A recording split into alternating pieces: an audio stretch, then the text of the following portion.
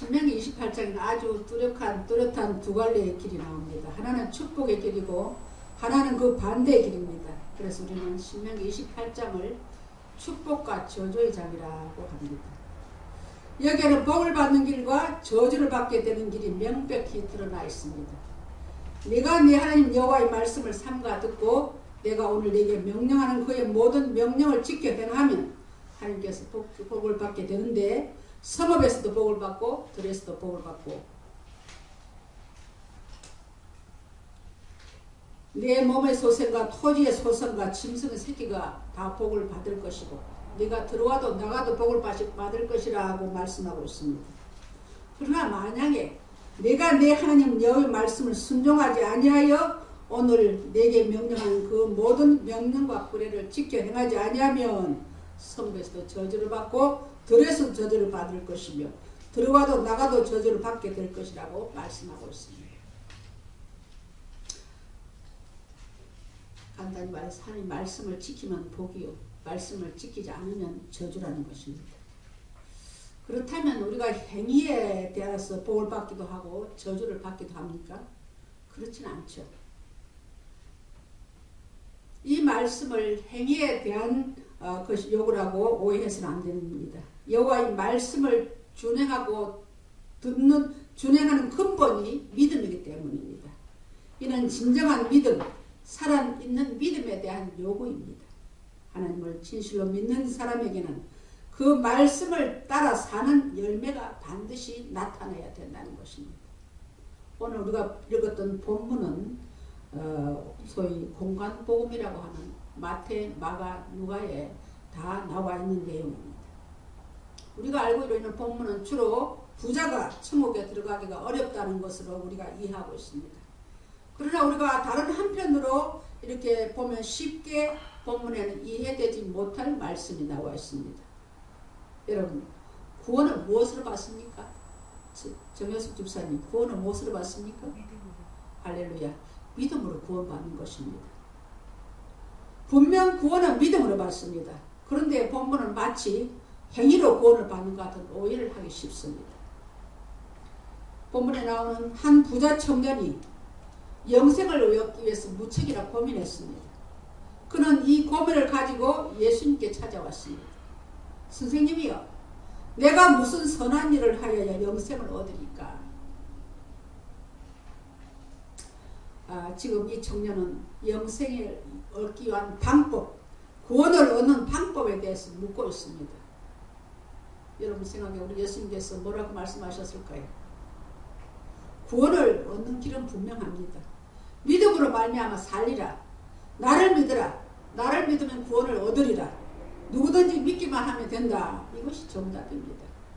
그러나 오늘 본문에는 예수님의 대답은 아주 우리가 생각하는 의외였습니다. 17절에 보면 무슨 말씀합니까? 예수께서 이르시되 어찌하여 선한 일을 내게 묻느냐? 선한 이는 오직 한 분이시니라. 내가 생명에 들어가려면 계명들을 지키라 하고 말씀하십니다. 그렇게 말씀하시면서 연이어서 살인하지 말라, 간음하지 말라, 도둑질하지 말라, 거짓 증언하지 말라 하시면서 내 부모를 공경하라는 하는 말씀을 빠뜨리지 않고 있습니다. 그리고 내 이웃을 내 자신과 같이 사랑하라고 말씀하십니다. 사랑하는 성도 여러분, 계명을 지키는 것과 구원받는 것이 무슨 관계가 있습니까? 도대체 부모를 공경하는 것과 구원받는 것이 무슨 관계가 있습니까? 구원은 행위로 얻는 것이 아니고 믿음으로 얻는 것이잖아요. 그렇다면 예수님이 말씀하신 계명을 지키라는 것은 무슨 뜻일까요? 행위 자체를 요구하는 것이 아닙니다. 이는 믿음의 진실함을 요구하는 것입니다. 다시 말하면 내 부모도 공경하지 못하는 자가 어떻게 보이지 않는 하나님을 공경할 수 있느냐? 그럴 수 없다는 것입니다. 할렐루야. 눈에 보이는 형제도 사랑하지 못하는 사람이 어떻게 보이지 않는 하나님을 사랑할 수 있겠느냐는 말씀입니다. 너를 낳아주고 길러주신 부모도 공경하지 못하면서 보이지 않는 하나님을 공경한다는 것은 위선이다. 이 세상에서 가장 고귀한 사랑을 베푸신 부모님조차 사랑하지 못하는 자가 어떻게 하나님을 사랑할 수 있단 말이냐는 것입니다. 여러분, 우리 주에는 간혹 부모님을 섭섭하게 하는 사람이 있습니다. 또 부모님에 대해서 원망하는 분들도 있습니다. 심지어는 자기 부모님과 등을 쥐고 상종하지 않는 사람도 있습니다. 얼마 전에 어떤 분이 그러대요. 요양원에 아버지를 넣었고 아버지가 남겨준 것도 하나도 없이 해준 것도 없이 우리에게 이렇게 짐을 지운다고 이렇게 이야기하는 걸 들었습니다. 그런데 여러분, 부모님들, 우리의 부모님들 어떤 분이십니까? 당신이 희생과 생명을 자식을 위해 다 쏟으신 분들입니다. 우리는 부모님 어머니의 사랑을 잘 이해하지 못합니다. 그러고나 세월이 가서 시집가고 장가가고 자기도 자식 놓고 키우면서 그때야 부모님의 사랑을 깨닫게 됩니다. 저희 둘째가 그런 말 하대요. 엄마, 나는 하나 키우는데도 이렇게 힘드는데 엄마는 셋을 어떻게 키웠어? 자기가 부모 되니까 그걸 이해하는 것입니다. 지금 우리가 사는 세상은 얼마나 편리하고 풍족한 세상입니까? 그런데 우리 부모 세대는 전쟁을 겪고 보릿고개를 넘긴 세대입니다. 가난하게 먹을 것이 없던 그 시절 음식 한 조각이라도 자식에게 먹이려고 자기는 배를 허리띠를 동이고 정말로 물을 먹고 배를 채우면서도 자식들에게 먹이려고 하시던 분들이 우리 부모님이셨습니다. 6.25를 지내고 보릿고개가 한창일 때 저희 어머니 그런 말씀 하시대요. 자식 입에 밥 들어가는 걸 보는 것이 같이 행복한 거 없다고 하시대요. 자식을 위하여 목숨마저 희생하지 않을 분이 우리 부모님이십니다. 그 당시 가난한 옷, 좋은 음식을 배불리 먹이지는 못했지만 그 베푸신 사랑만은 세상에 어느 것보다도 비교할 수가 없는 것입니다. 오늘 우리 어르신들이 좀 다 못 나오셨네요. 이 자리에 우리 그냥 70 넘으신 어르신들 보면요. 배고팠던 시절 기억하실 것입니다. 당시에는 시골에서 어떤 일이 있었습니까? 등장부를 켜고 자라셨죠. 고무신도 까만 고무신 신었어요. 저도 어릴 때 그런 기억이 납니다. 흰 고무신 신는 것이 소원이었던 시절도 있었습니다. 먹고 사는 것이 힘들었던 시절이었기에 자식들에게 자상하게 대하지 못했습니다. 좋은 옷, 좋은 음식 대신 먹이지 못했습니다. 대신에 우리는 부모님의 가슴 아픈 사랑을 먹고 이때까지 왔습니다. 우리 부모님의 눈물을 먹고 왔습니다. 이런 부모님을 공경하고 섬겨야 하는 것은 당연한 도리입니다. 그런데 지금 이 시대는 우리 부모님은 어떻게 대하고 있습니까? 아놀드 토인비라고 하는 영국의 역사학자가 말했습니다.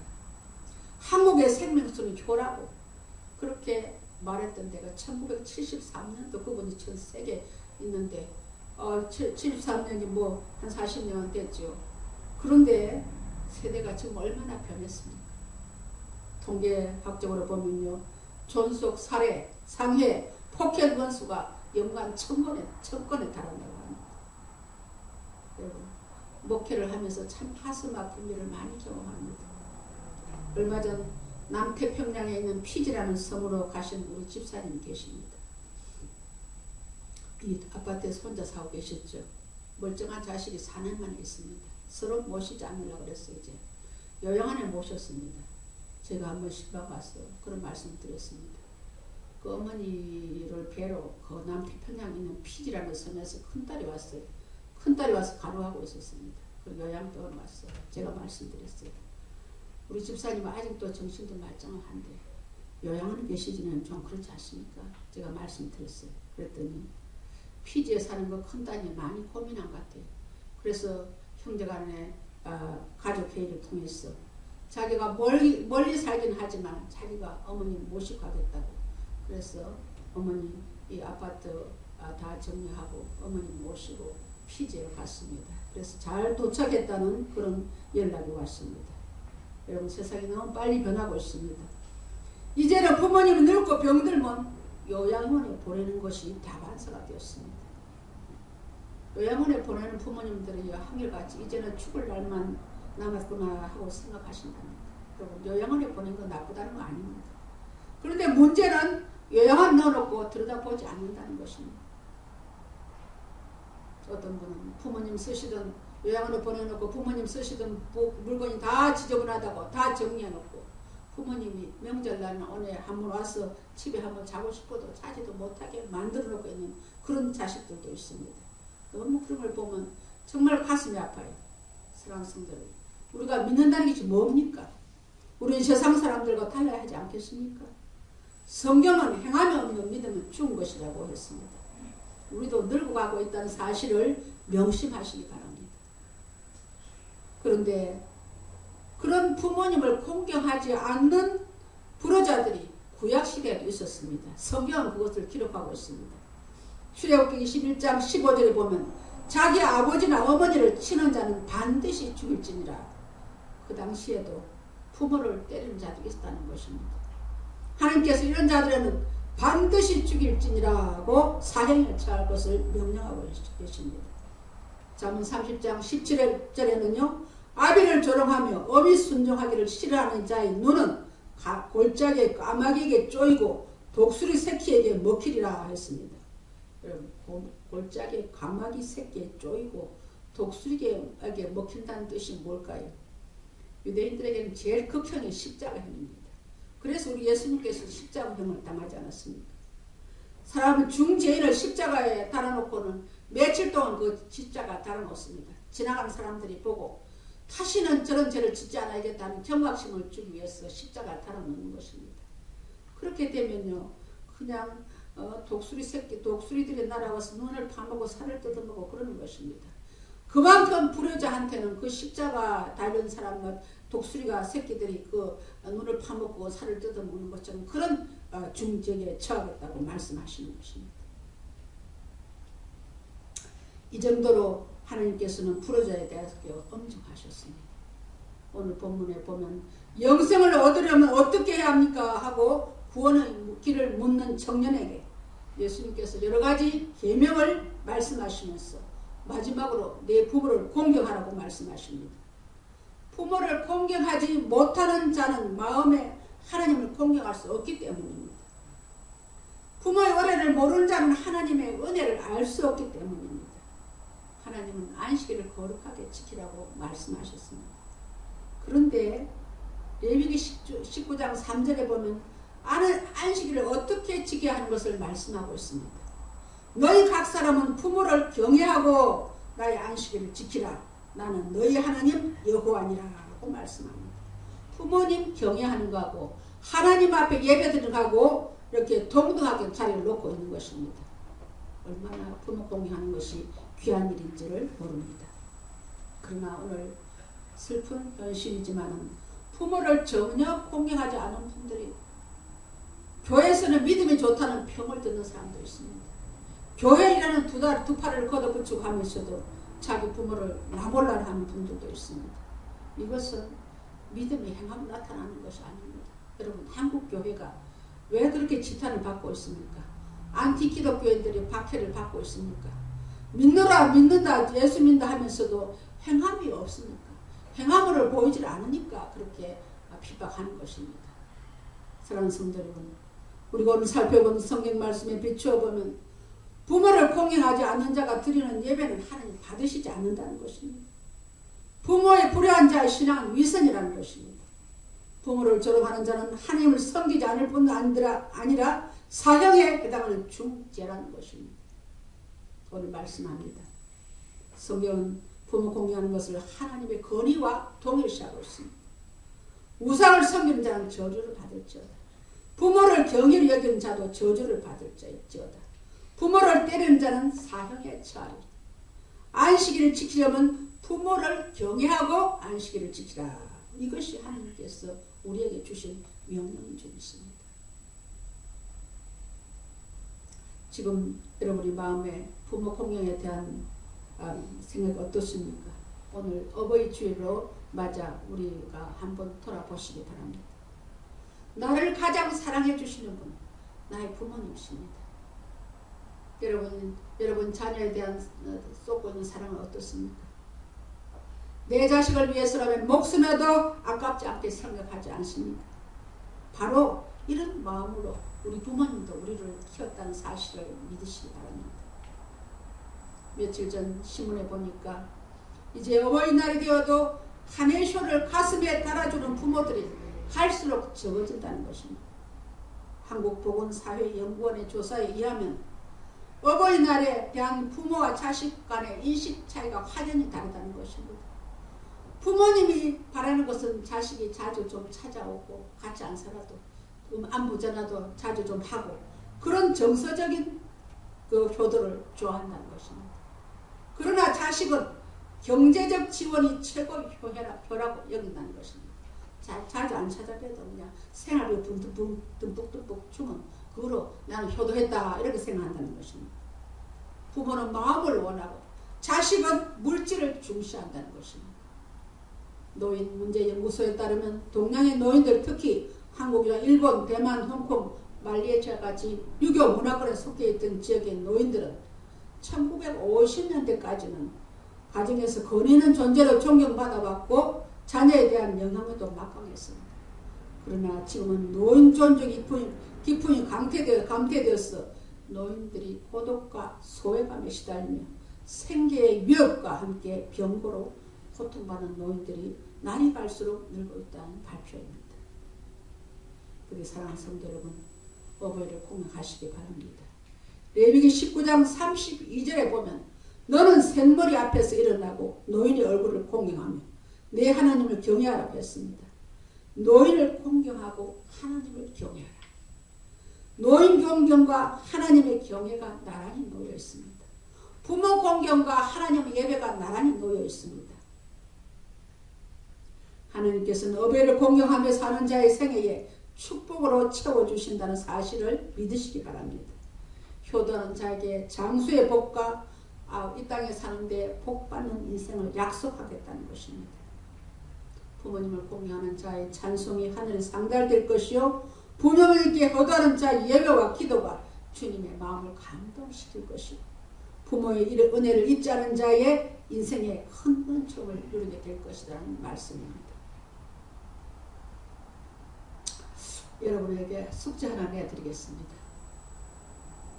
고현원 성도 숙제하세요. 오늘 숙제 내드리겠습니다.